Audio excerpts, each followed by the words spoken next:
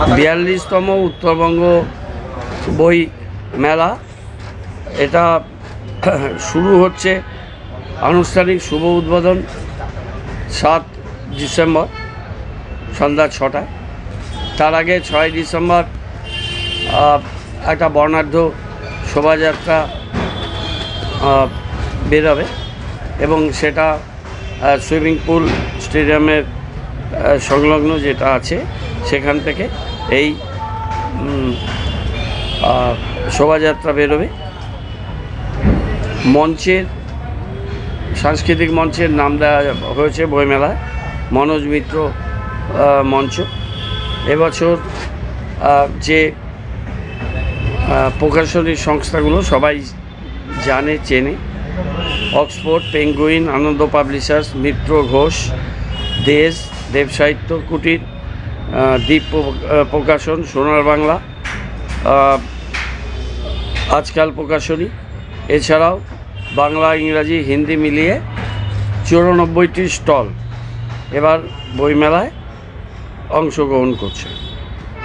উদ্বোধন করবেন বিশিষ্ট চলচ্চিত্র অভিনেতা অনির্বাণ চক্রবর্তী, একেন বাবু নামে যিনি খ্যাত, বিশিষ্ট লেখিকা অর্পিতা সরকার।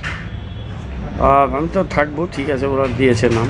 এছাড়াও বিশেষ অতিথি হিসেবে বিশিষ্ট চলচ্চিত্র পরিচালক ও অভিনেতা জয়দীপ মুখার্জি থাকবেন ও বিশিষ্ট লেখিকা শ্রীমতী সম্রাজ্ঞী বন্দ্যোপাধ্যায়। মনোজ মিত্র সাংস্কৃতিক মঞ্চে 2টো থেকে 4টা পর্যন্ত থাকছে সভা এবং সন্ধ্যাবেলা আলোচনা সভা, এবং সন্ধ্যাবেলায় বিভিন্ন সরকারি বেসরকারি শিক্ষা প্রতিষ্ঠান এবং সাংস্কৃতিক গোষ্ঠী থাকবে বিভিন্ন কালচারাল প্রোগ্রাম। 13 তারিখে 4টায় কুইজ প্রতিযোগিতা হবে। 14 তারিখ দুপুর 2টোয় মেলা প্রাঙ্গণে বসে আঁকো প্রতিযোগিতা থাকবে। 14ই ডিসেম্বর 5টায় এবছর সাংস্কৃতিক মঞ্চে উত্তরবঙ্গ বইমেলা স্মারক সম্মান, এটা আগে দেয়া হতো, মাঝে বন্ধ ছিল, এবছর থেকে আবার রিইন্ট্রোডিউস হচ্ছে। স্মারক সম্মান, উত্তরবঙ্গ বইমেলা স্মারক সম্মান প্রদান করা হবে। নাম কারা প্রাপক একটু পরে নামটা বলছি আমরা।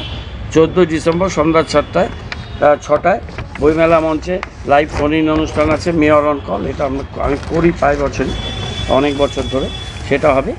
আর 15ই ডিসেম্বর সন্ধ্যা 7টায় পুরস্কার বিতরণী ও সমাপ্তি অনুষ্ঠান হবে। বইমেলার প্রবেশ মূল্য আছে, নর্মাল আছে 20 টাকা এবং স্টুডেন্টদের জন্য 10 টাকা করে আছে। দুপুর 2টো থেকে 8টা পর্যন্ত বইমেলা খোলা থাকবে। ওটা বলা যায়, কিন্তু ব্যাপার হচ্ছে যে এর একটা ব্যাপক খরচ আছে। এখানে যে স্টলগুলো বানাতে যা খরচ হয় এবং অন্যান্য আনুষঙ্গিক একটা প্রোগ্রাম, কালচারাল প্রোগ্রাম, বাইরে থেকে অতিথিদের আনা, সব মিলে যে খরচটা হয় সেটা শুধুমাত্র স্টল, এরা তো টাকা দেয় কিছু, কিন্তু সেই টাকাটা দিয়ে স্টল বানানো খরচটাও ভালোভাবে ওঠে কিনা আমার সন্দেহ আছে। তার জন্য এই টিকিটটা করতে হয়। এবং যে অর্থ কোনো বছরে কিছু অর্থ হয়তো সারপ্লাস হয়, কোনো বছরে মাইনাসও থাকে, প্রত্যেক বছর সমান হয় না। এরা বুক সেলার্সরা তাদের নিজস্ব একটা অফিস তারা এই পয়সা দিয়ে করেছে এবং একটা ফান্ড তারা করার চেষ্টা করেছে। ওদের বলেছি আমরা যে এখানে এই greater Siliguri publishers and book sellers যারা আছে তাদের সবারই তো আর্থিক অবস্থা সমান নয়। তাদের কোনো অসুবিধে হলে, ভগবান না করুক, কেউ যদি অসুস্থ হয়ে যায়, কারো একটা হয়তো অ্যাক্সিডেন্ট হলো বা পারিবারিক কিছু একটা প্রয়োজন হলো, সেটা এরা সংস্থা বুঝে তাদের যাতে একটা সাপোর্ট দিতে পারে, সেই সাপোর্টের জন্য একটা ফান্ড এদের আমরা বলেছি যে একটা ব্যাংকে ফিক্সড ডিপোজিট করে বা অন্য কোনোভাবে একটা রিজার্ভ ফান্ড যদি অল্প অল্প করে তৈরি করা যায়, তাহলে কিন্তু এই সংস্থার কাজে লাগবে বা সমাজের কাউকে কোনো একটা